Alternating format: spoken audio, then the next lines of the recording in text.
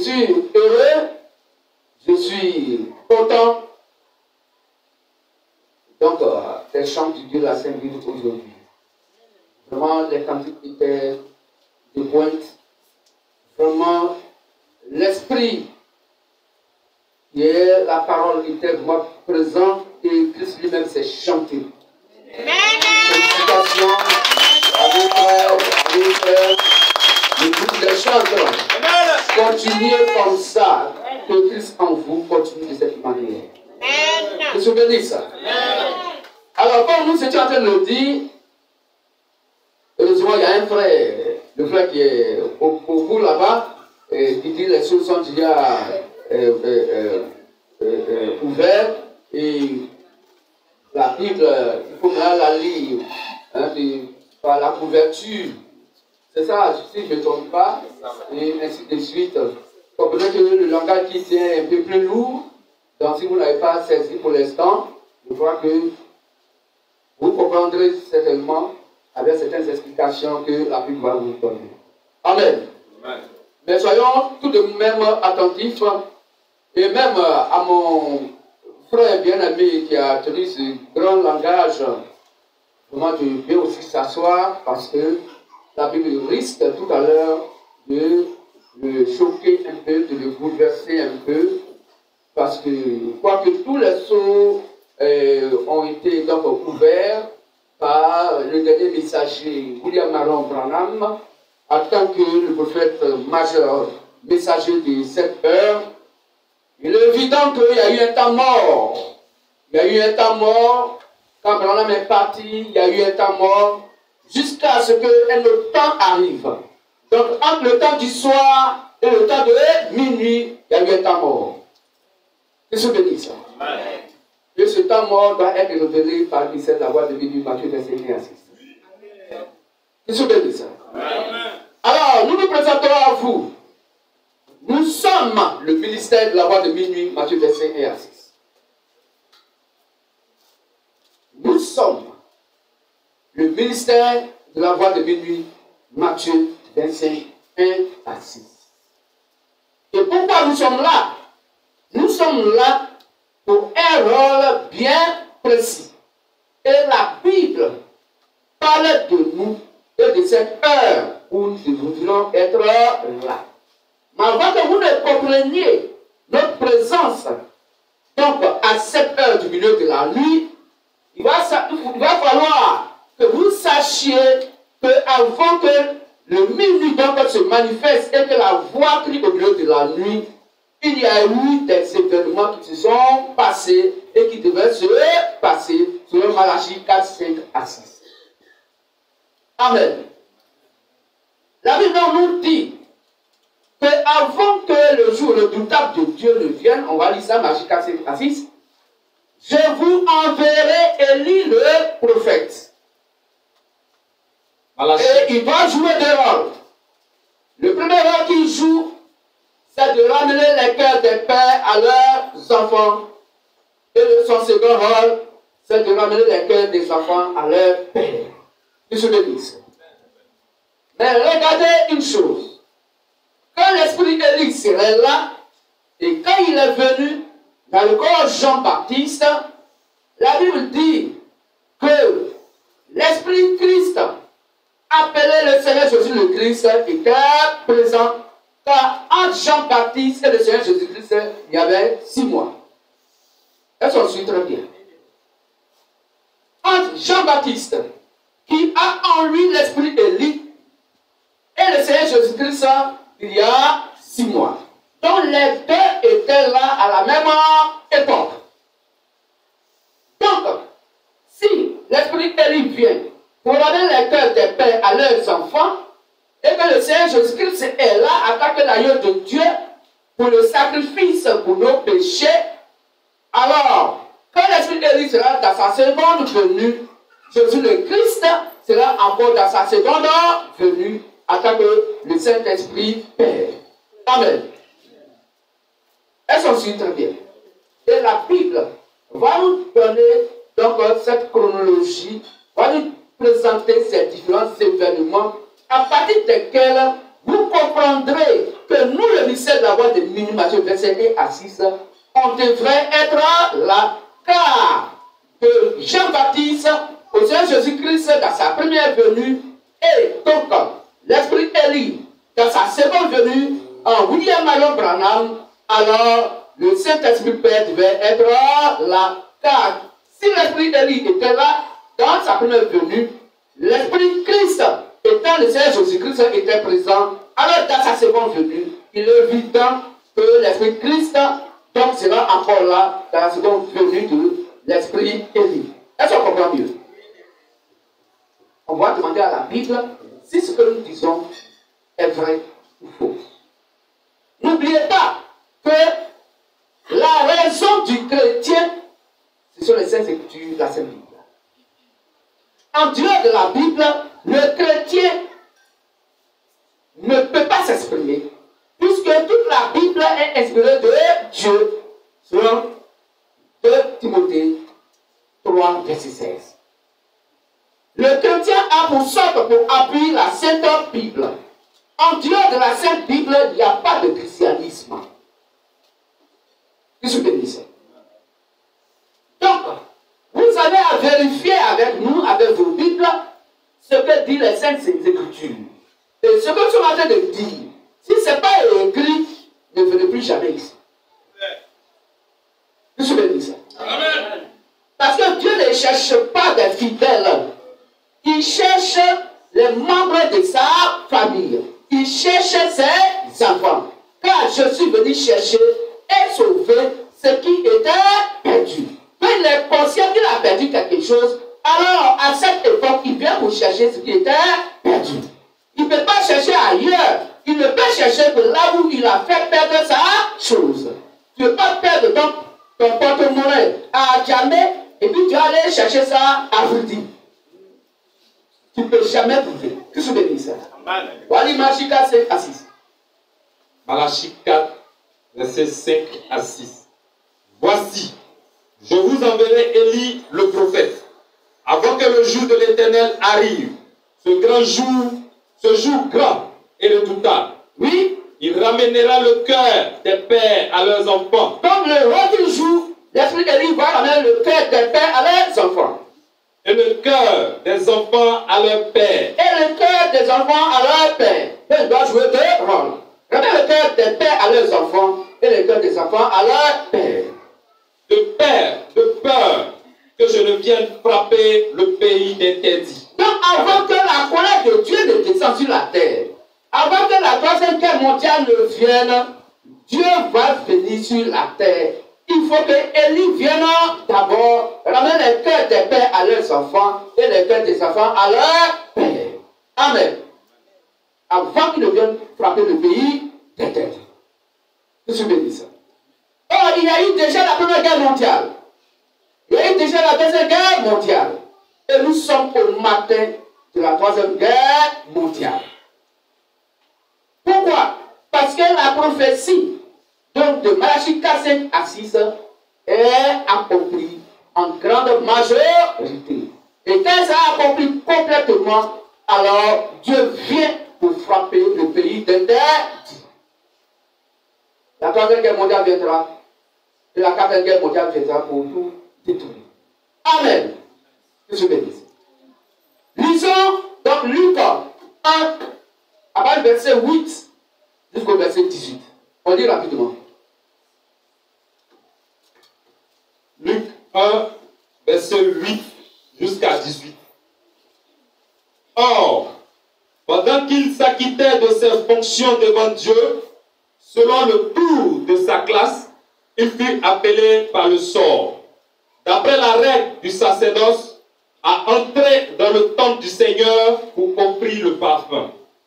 Toute la multitude du peuple était dehors en prière, à l'heure du parfum.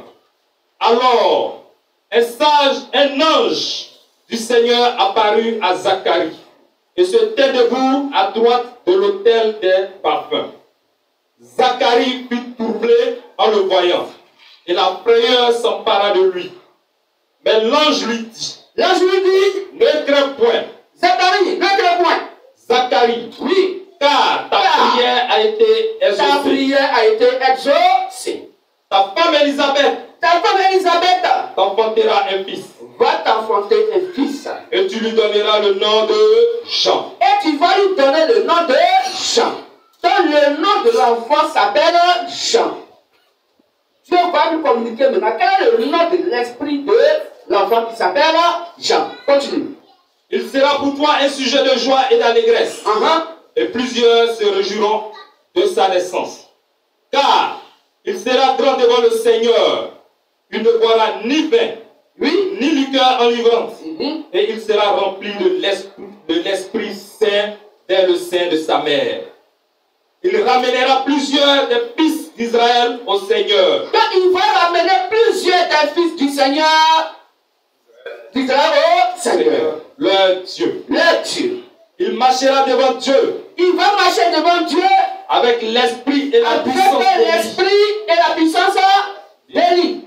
Pour ramener le cœur des pères vers les enfants. Pour ramener le cœur des pères vers les enfants. Donc la prophétie, la première prophétie de Malachie 4, 5 à 6 se réalise ce jour.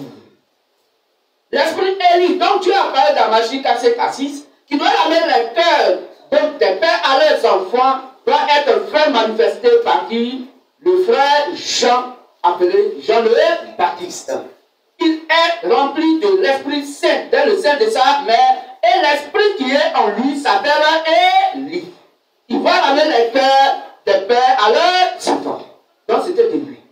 Je suis béni ça. C'est de lui qu'il s'agit. Continue. Et les rebelles à la sagesse des justes, afin de préparer au Seigneur un peuple bien disposé. Amen. Donc, Jean le Baptiste était animé de l'esprit Élie, qui ramène les cœurs donc des pères vers leurs enfants. Amen. Demandons encore à la Bible. Tout ça, c'est Jésus le Christ lui-même qui est venu. On va lui demander, est-ce qu'il reconnaît Jean-Baptiste en tant que le prophète Élie? On comprend bien? Prenons Matthieu 11, à partir du verset 9 au verset 15. On lit rapidement. Matthieu 11, 9 à 15. Qu'êtes-vous allé voir? Un prophète? Oui, vous dis-je. Et plus qu'un prophète. Car c'est celui dont il est écrit, voici j'envoie mon messager devant ta face. Voici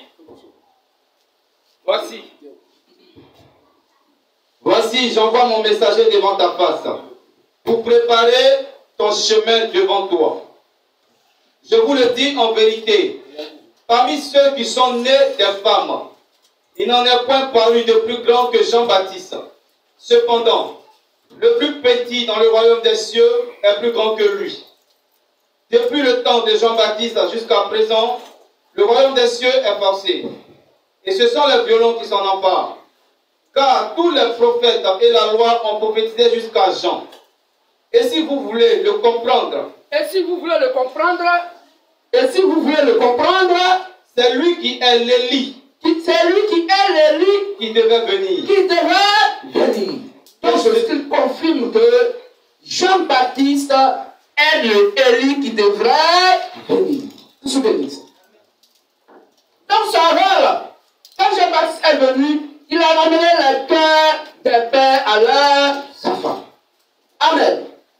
Mais il doit aussi ramener le cœur des enfants à leurs pères. Mais il n'a seulement que ramener le cœur des pères à leurs enfants.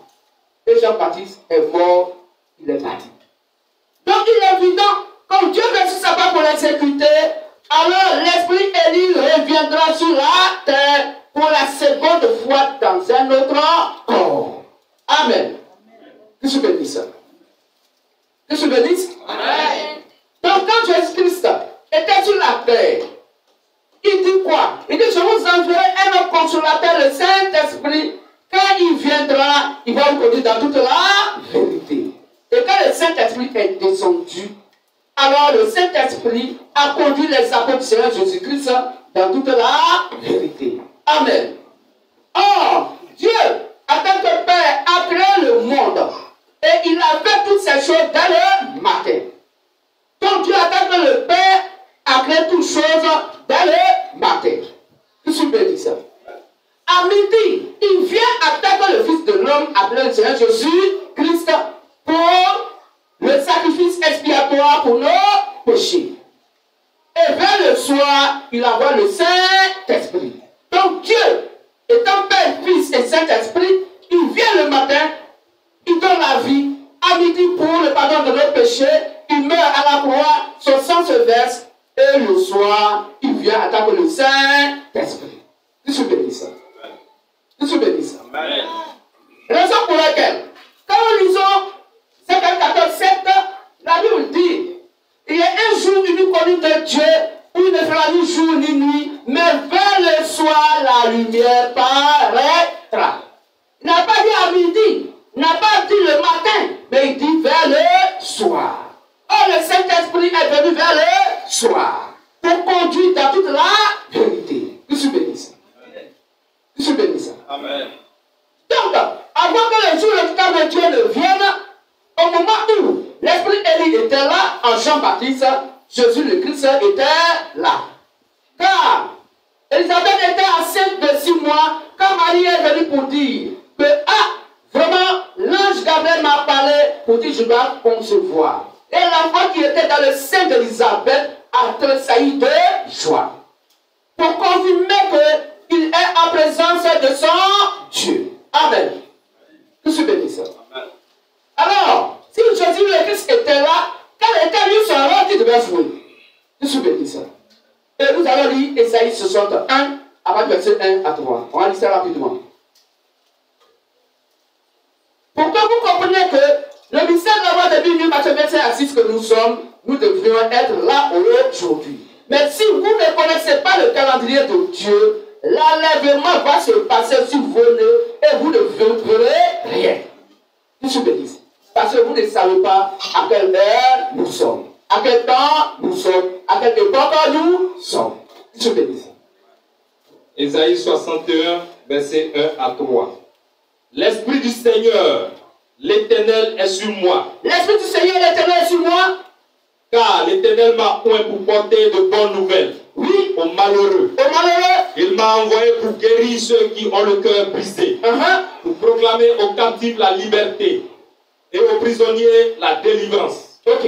Pour publier une année de grâce de l'Éternel. Pour publier une année de grâce de l'Éternel. Et un jour de vengeance de notre Dieu. Et un jour de vengeance. Donc Jésus-Christ, en venant sur la terre, il a aussi des rôles à jouer. Il doit faire quoi? Il doit venir, il doit nous apporter une année de grâce, donc de Dieu, de l'Éternel. Et quoi? Il viendra encore pour un jour de vengeance. Je suis béni. Continuons. Pour consoler tous les affligés. Pour accorder aux affligés de Sion. Pour leur donner un diadème au lieu de la cendre. Une huile de joie au lieu du deuil. Merci. Donc, nous allons vérifier. Ça, c'est ce que la prophétie est en train de dire. Or, la prophétie, si elle est donnée, il faut l'attendre. Elle couvre son thème. Elle ne sera jamais antiférée. Elle va se réaliser certainement autant marqué par Dieu. Amen. Nous allons demander, quand Jésus-Christ est venu sur la terre, pour quelle raison il est venu? Parce qu'au moment où l'esprit Élie était là en Jean-Baptiste, Jésus le Christ était là. Or, l'esprit Élie va jouer des rôles. Vraiment, le cœur des pères à leurs enfants et le cœur des enfants à leurs pères. Jésus-Christ, quand il va venir, il vient pour apporter une année de grâce du Seigneur et un jour de vengeance. Amen. On va lui demander, quand il est venu sur la terre, pour quelle raison il est venu? Dans le livre de Luc 4, à partir du verset 17, verset 20. Luc 4, 16. Et on lui remit le livre du prophète Esaïe. Oui. L'ayant déroulé, il trouva l'endroit où il était écrit « L'Esprit du Seigneur est sur moi, parce qu'il m'a oint pour annoncer une bonne nouvelle aux pauvres. Il m'a envoyé pour guérir ceux qui ont le cœur brisé. Oui. Pour proclamer aux captifs la délivrance. Oui. Et aux aveugles le recouvrement de la vue. Pour renvoyer libres les opprimés. Pour publier une année de grâce du Seigneur. Pour publier une année de grâce du Seigneur. Ensuite, et un jour de vengeance, ça est où?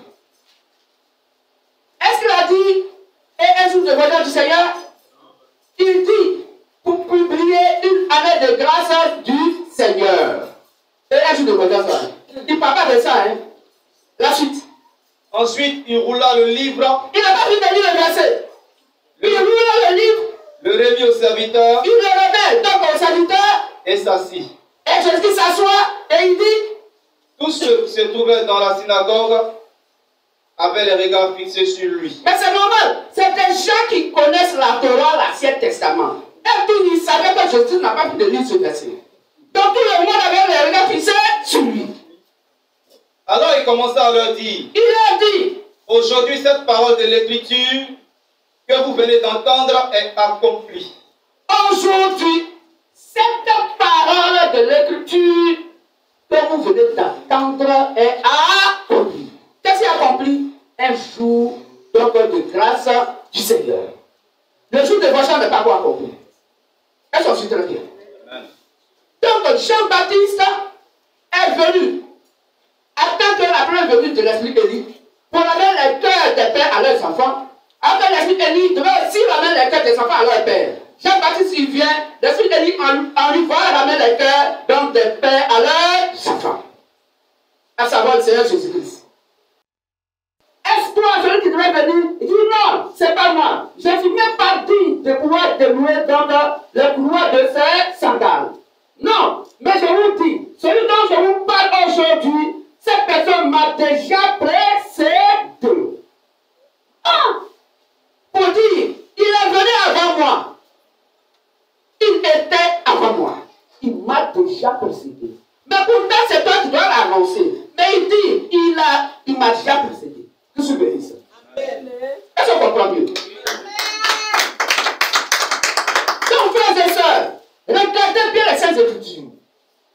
Donc, l'Esprit Élie vient pour accomplir uniquement le fait d'amener les pères des pères à leurs enfants. Et il ne ramène pas les pères des enfants à leurs pères. Et l'Esprit Élie s'en va. Tout se bénisse. Celui lui aussi, il vient et il envoie une année de grâce du Seigneur. Et le jour de vengeance, il n'accomplit pas et il s'en va. Et il dit à cette heure, cette parole de l'Écriture que je viens de vous dire est accomplie. Parce que l'autre n'est pas accompli. Ce qui vient de dire, c'est ce qui est accompli. Le reste, ça n'a pas encore accompli. Donc, il va venir pour accomplir. Amen. Donc, nous savons que, avant la Troisième Guerre mondiale, jusqu'à ce que, depuis Jésus-Christ, Jean-Baptiste Jésus-Christ, jusqu'à la Troisième Guerre mondiale, il y a quelque chose qui va se passer. Parce qu'avant que le jour le temps de Dieu ne vienne, Jésus, le Christ, va venir deux fois. Il est venu la première fois pour le pardon des péchés, pour nos péchés, pour le sacrifice expiatoire, et il viendra une seconde fois pour sa vengeance. Est-ce qu'on comprend mieux? Mais avant que Jésus le Christ ne vienne pour sa vengeance, Élie viendra pour sa seconde fois. Est-ce qu'on comprend mieux? Et Élie qui est venu pour la seconde fois, pour jouer le rôle de ramener les cœurs des enfants à leur père, il s'appelle le frère bien-aimé William Marion Branham. C'est quoi Zacharie 14 dit? Il est un jour unique de Dieu où ne fera ni jour ni nuit, mais vers le soir la lumière paraîtra. Qu'est-ce que Dieu appelle la lumière? Dieu appelle la lumière jour. Selon Genèse 1, 4 à 5. Dieu dit que la lumière soit et la lumière fut, et Dieu appellera la lumière jour. Amen. Et il appellera quoi? Les ténèbres nuit. Et Dieu séparera la lumière avec les ténèbres. Quand nous prenons le livre de Somme, 105, la Bible dit, ta parole est une lampe à mes pieds, une lumière sous mes sentiers. Donc la parole de Dieu est la lampe qui est la lumière. Donc la parole de Dieu est la lumière. Aussi la parole de Dieu qui est la lumière. Et la lumière est le jour. Mais Dieu appelle jour la lumière qui est sa propre parole. Amen. Qu'est-ce que bénit ça? C'est la Bible qui s'explique elle-même elle-même. Qu'est-ce que bénit ça? Quand nous prenons Jean 17, 17, la Bible dit que ta parole est la vérité. Sanctifie-le par ta vérité, car ta parole est la vérité. Donc si le jour est la lumière, et que la lumière qui est est le jour, s'appelle la parole, et que la parole est la vérité, Dieu appelle le jour la vérité. Or, les Écritures nous disent, selon le livre de 1 Jean 5, à partir du verset 20-21, que Jésus le Christ est le Dieu véritable. Or, le Dieu véritable veut dire, il est la parole de vérité. Or, la parole est la vérité. Donc, Jésus-Christ est la vérité. La vérité est comme la lumière qui est la parole et le jour. Donc, le jour, c'est le Seigneur Jésus-Christ. C'est un être humain à qui Dieu dépose son esprit, qui est le plan de rédemption de l'époque par l'évangile que les gens doivent écouter. La Bible l'appelle le prophète messager. Amen. Amen. Donc Jean-Baptiste était la lumière. C'est quoi Jésus-Christ le dit dans Jean 8:12, je suis la lumière du monde. Quiconque me suit ne marchera jamais dans les ténèbres. Ce n'était pas un esprit qui était dans l'air. Il s'est droité lui-même. Il dit, moi, je suis la lumière du monde. Pourquoi dit, je suis la lumière des nations. C'est quoi Simeon aussi pourrait prophétiser sur Jésus-Christ pour dire que la fois que vous voyez, il est la lumière pour éclairer les nations et Israël. Amen. Donc quand Dieu parle de lumière, il parle d'un être humain en qui Dieu a déposé son esprit. Et qui doit prêcher l'évangile, la parole, qui doit sauver les gens de son temps, de son époque. Que se bénisse. Que se bénisse. Amen. Dans Exode 14:7, la Bible dit, il y a un jour unique connu de Dieu. Donc, à un temps bien précis, il y a une seule personne que Dieu connaîtra. Le jour, donc, dans Exode 14:7, s'appelle William Marion Branham. Un jour connu de Dieu veut dire un seul individu sur la terre que Dieu connaîtra, à qui il va apporter l'évangile vers le soir. Amen, amen. Que se bénisse. Amen. Est-ce qu'on comprend mieux? Puisque le jour est la lumière, qui est un être humain à qui Dieu dépose sa parole, qui est l'évangile. Après le prophète, quand Dieu peut faire sur la terre, ça va révéler ses secrets à ses serviteurs, les prophètes. Amos 3, verset 7. Amen. Donc, vers le soir, quand l'esprit Élie va venir pour sa seconde venue, il va amener toute croyance des fils et des filles de Dieu à la croyance du Seigneur Jésus-Christ. Amen. Est-ce qu'on comprend mieux? Pour amener les cœurs des fils vers leur Père. Oh, Matthieu 23, 9 à 10. Jésus pourrait dire, n'avait personne Père sur la terre, sinon celui qui est dans les cieux. Donc le Père, c'est le Seigneur Jésus-Christ. Si vous avez le cœur des enfants vers le Père, alors toute notre foi doit être la foi du Seigneur Jésus-Christ. Amen. Oh, la voix de Christ, c'est quoi? C'est Romains 10, 17. Quand la voix est ce qu'on entend, tout ce qu'on entend vient de la parole de Christ. Amen. Or, pour que nous puissions entendre, il faut qu'il y ait des prédicateurs. C'est quoi il faut dire à ses 11 disciples? Allez vers des nations des disciples. Baptisez-les au nom du Père, du Fils et du Saint-Esprit. Ainsi je serai avec vous jusqu'à la fin du monde. Dans le protocole de Matthieu 28, la Bible dit bien, allez vers des nations des disciples. Baptisez-les au nom du Père, du Fils et du Saint-Esprit. Et enseignez-leur à observer tout ce que je vous ai prescrit. Ainsi je serai avec vous tous les jours jusqu'à la fin du monde. Donc c'est eux que Jésus le Christ a envoyé. Le Père a envoyé des gens appelés ses apôtres. C'est quoi il dit? Tu es pierre sur cette pierre, je bâtirai mon église. Et que les portes de monde ne pourront pas contre elle. Je te donnerai les clés du royaume des cieux. Donc Jésus-Christ a pris les clés du royaume des cieux et il a remis à ses disciples appelés les apôtres. Amen. Amen. Alors nous devons avoir la foi de Christ. Mais comment nous devons avoir la foi de Christ? Jésus le Christ va nous dire que pour que nous puissions avoir lui sa foi sur le 10, 17, il faudrait qu'on ait en nous la prédication de ses disciples appelés les apôtres. On peut lire ça? Jean 17, verset 20. Que je bénisse. Donc avant que le jour de terme de Dieu ne vienne, voici comment Dieu va procéder. Jean 17, verset 20. Oui. Ce n'est pas pour eux seulement que je prie. Donc il ne prie pas pour ces 11 apôtres seulement. Mais encore pour ceux qui croiront en moi par leur parole. Mais tous ceux qui croient en moi, Jésus-Christ, mais par leur parole. Puisque c'est à eux qu'il a remis la clé du royaume des cieux, personne ne peut aller au paradis sans passer par l'évangile que les apôtres ont prêché. C'est pourquoi Éphésiens 2:9 à 20 dit que vous n'êtes plus des étrangers pour le paradis, mais vous êtes des concitoyens des gens de la maison de Dieu. Donc vers au paradis toute personne qui va avoir en lui l'évangile que les apôtres ont prêché. Étant édifié sur le fondement posé par les apôtres et les prophètes, Jésus-Christ est avoir la pierre angulaire. Donc voici comment Dieu nous sauve. Toute personne sur la terre qui va directement au Seigneur Jésus-Christ va à l'enfer. Parce que Jésus-Christ n'a plus les cœurs du paradis. Il n'a que les cœurs de la mort et du séjour des morts. Donc, tant que l'évangile que les apôtres ont prêché n'est pas dans votre cœur, quelle que soit votre adoration, vous partez à l'enfer. Jésus-Christ n'a même pas la capacité d'ouvrir le paradis. Il ne peut pas. Parce qu'il n'a même pas les moyens. Est-ce que vous comprenez? Il n'a même pas les moyens. Il n'a pas les moyens d'ouvrir le paradis. Donc lui-même, il est la porte du paradis, la cellule est là, mais la clé se trouve avec les apôtres. Et cette clé, c'est ce qu'on a pu appeler la bonne nouvelle donnée par le Saint-Esprit. Alors, cette bonne nouvelle qui est l'évangile, que les apôtres ont prêché par le Saint-Esprit, ce que les apôtres ont condamné dans l'adoration, si tu condamnes, alors tu deviens automatiquement la clé du paradis. Tant que tu vas te trouver devant notre Jésus le Christ, qui est la porte du paradis, alors la porte va s'ouvrir parce que tu es la clé du l'évangile qui est dans ton cœur. Qu'est-ce que c'est Jésus? Tout ce qu'on voit Christ, Jésus directement va à l'enfer. On peut lire ça, Apocalypse 1, verset 17 à 18. Apocalypse 1, 17 à 18. Quand je le vis, j'ai tombé à ses pieds comme mort. Donc Jean dit, il est tombé au pied de Jésus-Christ comme mort. Il posa sur moi sa main droite. Il posait donc sur lui sa main droite en disant, et il va lui dire, ne crains point. Jean, ne crains point. Je suis le premier et le dernier. Qui est le premier et le dernier? C'est pas Jésus-Christ? C'est pas lui?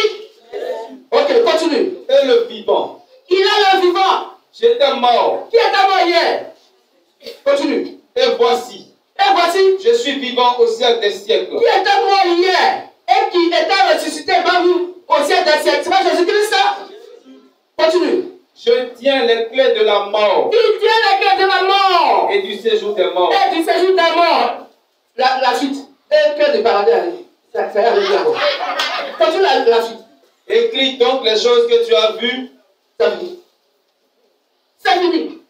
Jésus-Christ ne peut pas sauver quelqu'un directement. C'est impossible. C'est impossible. C'est impossible. Puisqu'il a remis les clés du paradis aux apôtres. Lui-même était la porte du paradis, mais c'est une porte fermée sans clé. Les clés sont l'évangile qu'il a confié aux apôtres de par le Saint-Esprit. Et c'est cet évangile-là qui doit être dans notre cœur. Oh, celui qui a amené cet évangile dans notre cœur s'appelle William Marion Branham. C'est lui qui a fait de nous les clés du royaume des cieux de par l'évangile que cet esprit a prêché aux apôtres. C'est exactement le même évangile que William Marion Branham a prêché. Alors nous sommes les clés du royaume des cieux de cette époque. Qu'est-ce que vous dites ça? Amen. Qu'est-ce que vous dites ça? Amen. Jean 10, verset 7, Jean 10, verset 9. On va vite. Jean 10, verset 7. Jésus leur dit encore. En vérité, en vérité, je vous le dis. Je suis la porte des brebis. Ah, donc il est la porte des brebis. Et les brebis. Continue. Jean 10, verset 9. Je suis la porte. Oui. Si quelqu'un entre par moi, il sera sauvé.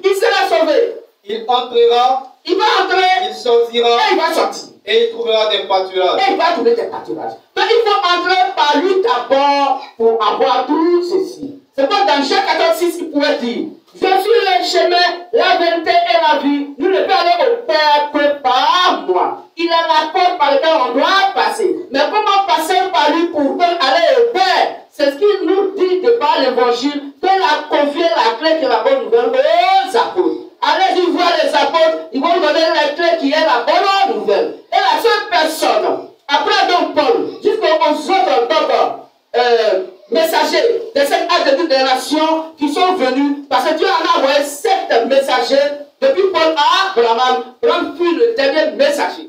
Qu'est-ce que vous me dites? Amen. Et c'est Branham, c'est lui qui nous a donné les clés du royaume des cieux, qui est l'évangile que le Saint-Esprit a prêché au travers des apôtres. Amen. Amen. C'est quoi la Bible dit? Que vers le soir, la lumière paraîtra.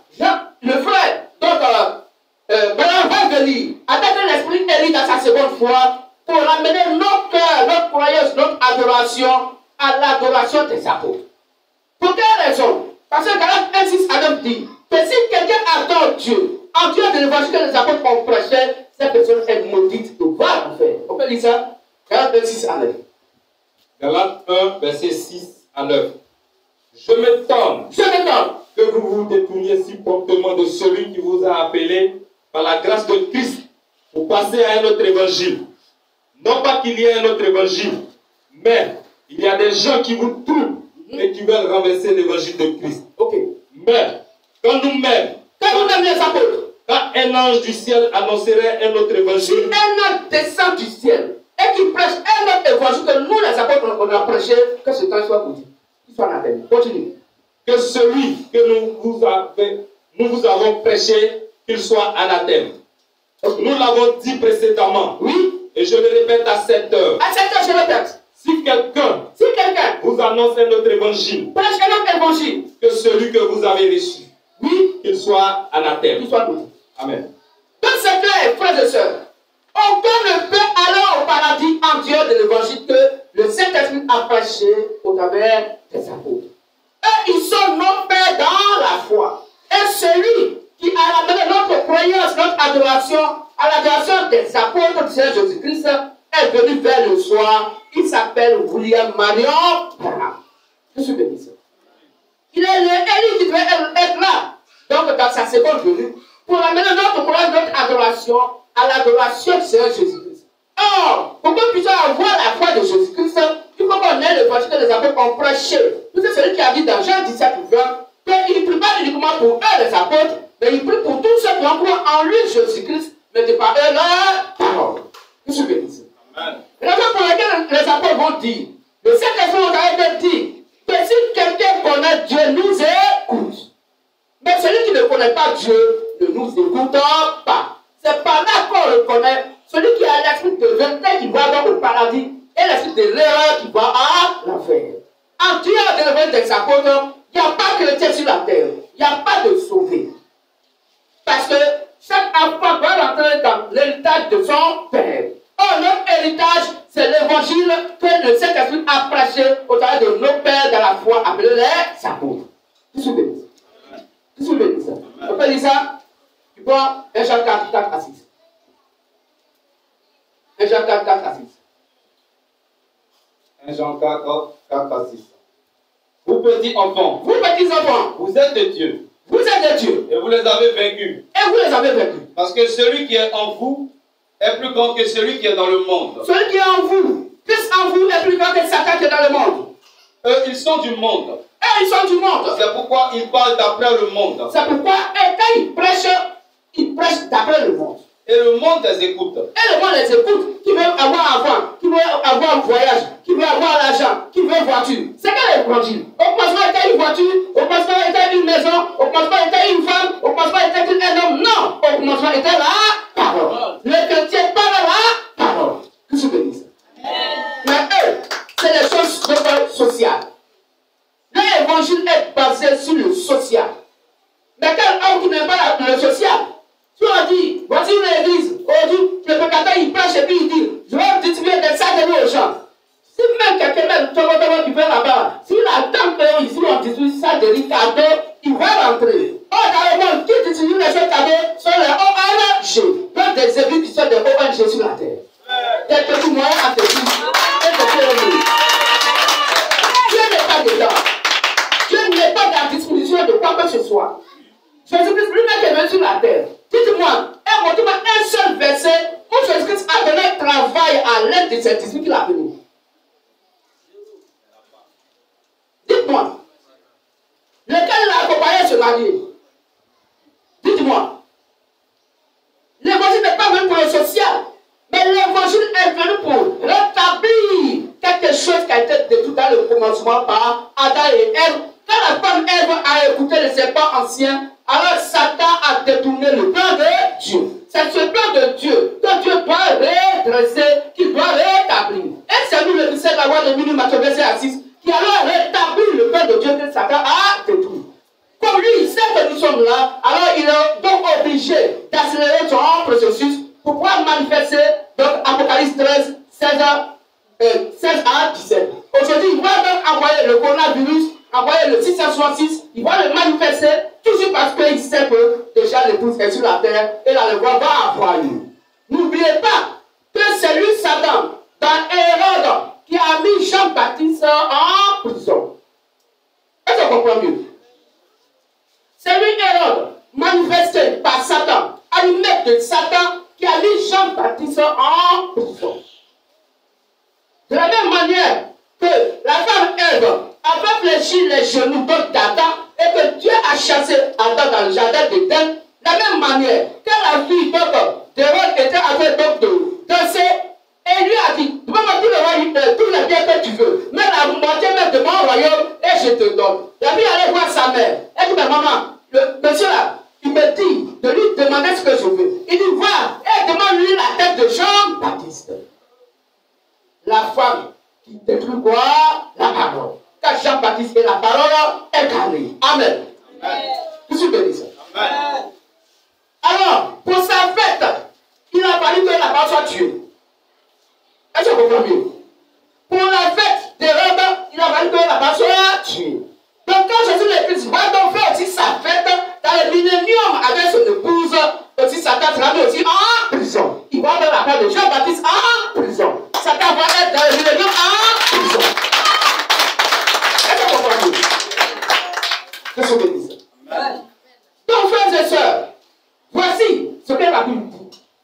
Donc quand l'esprit d'Élie est venu dans notre frère bien-aimé, William Branham, il fut le seul qui a, à notre époque, du temps de la Odyssée, ramené notre croyance à la croyance de nos pères dans la foi, les apôtres. Ainsi, nous avons la même foi que nos pères dans la foi, les apôtres. Et ayant la foi du Seigneur Jésus-Christ, selon Romains 10-17, car la foi vient de ce qu'on entend et ce qu'on entend de la parole de Christ.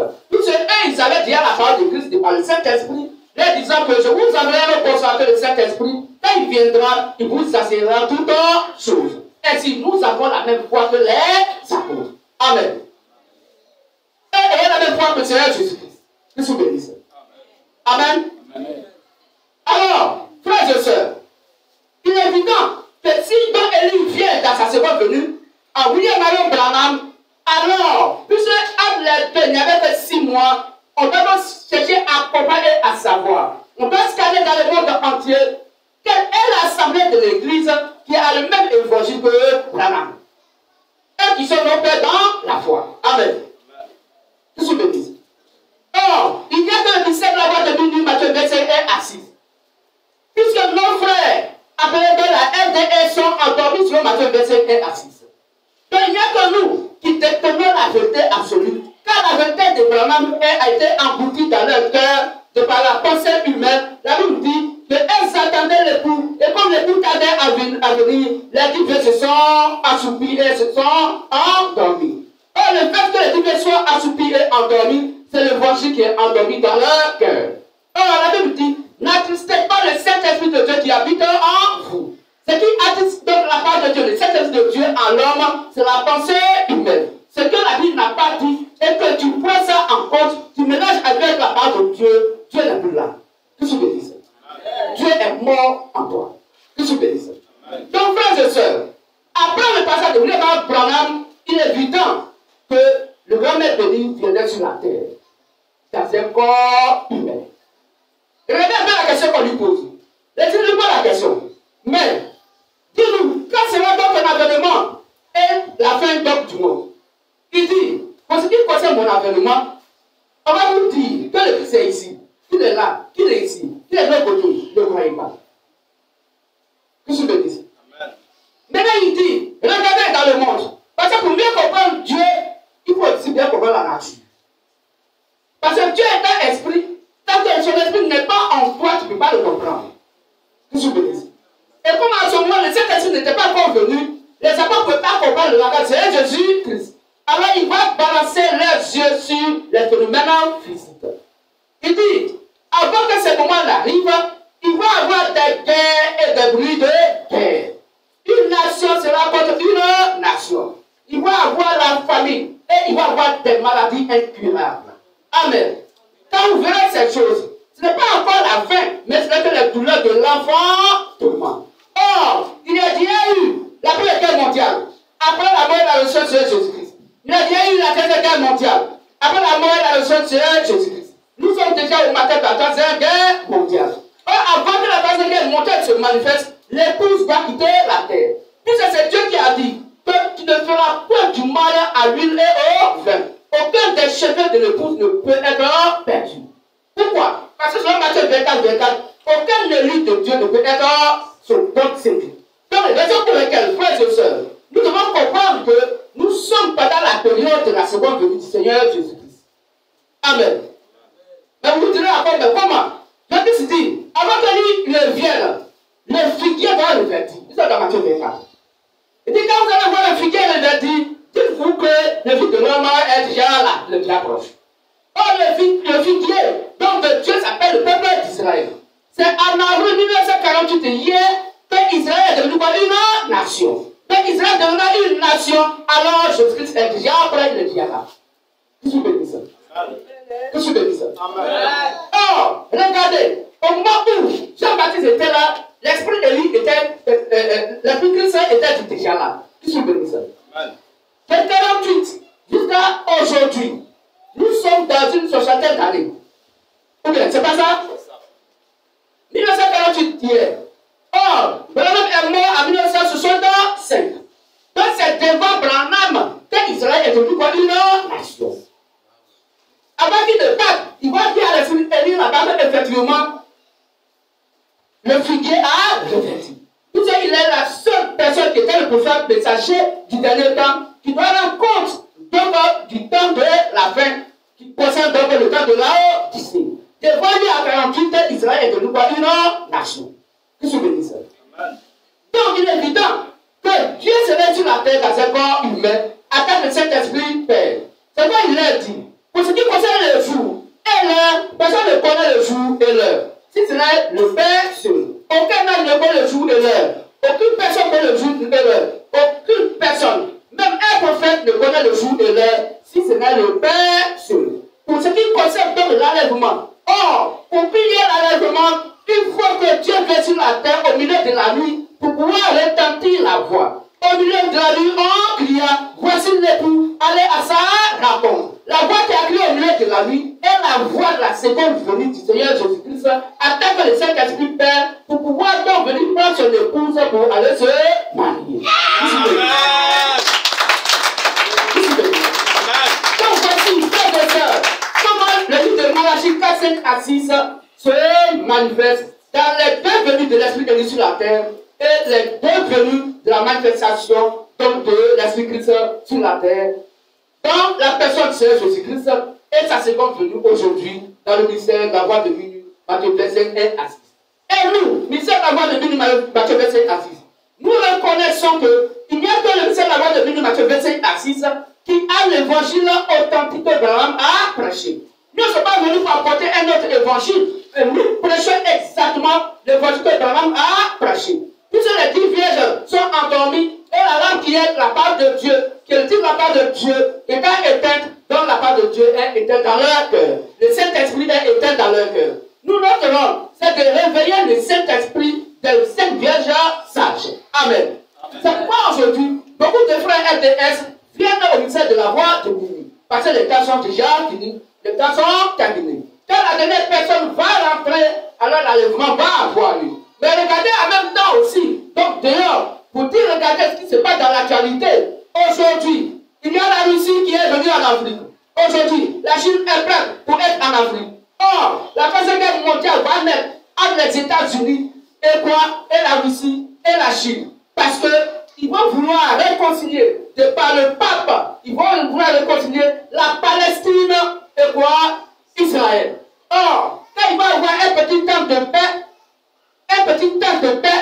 ça ne va pas durer jusqu'à ce que la chose éclate. Qui se bénisse. Or, nous voyons déjà dans l'actualité ce qui se passe. Déjà, la France se manifeste pour venir vers l'Afrique, pour dire, allons bas la terre, on va s'entendre. Mais il y a d'autres ce que la Bible dit, ce que Dieu a dit, qui doit se réaliser.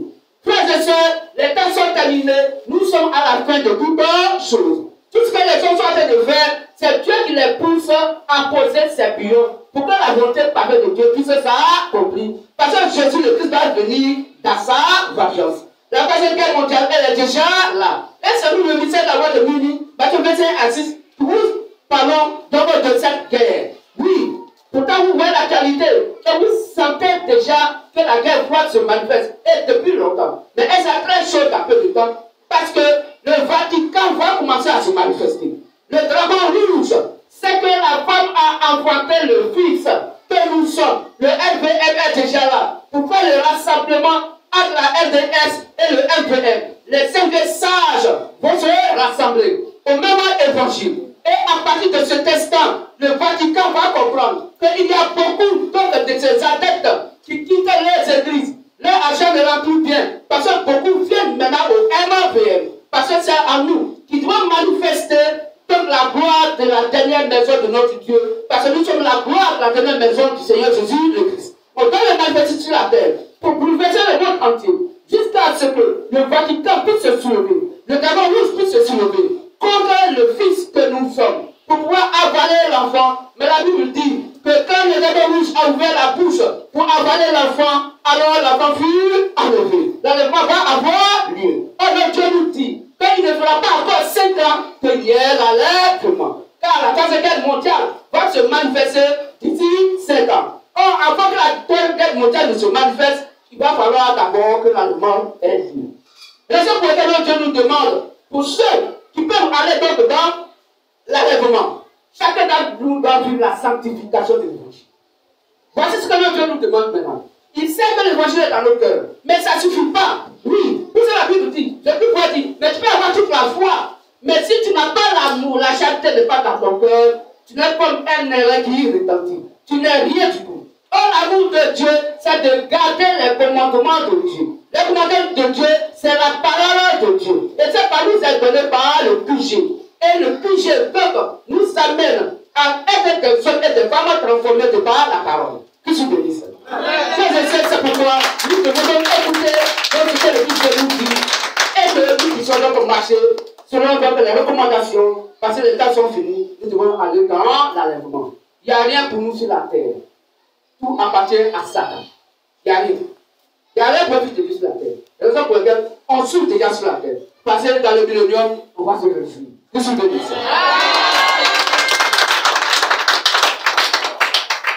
Donc voici la petite exhortation que nous voulons partager avec vous. Tout à l'heure, vous pouvez poser des questions. Parce qu'on n'a pas aussi trop de temps. On va finir à midi, 00. Nous avons seulement que 28 minutes.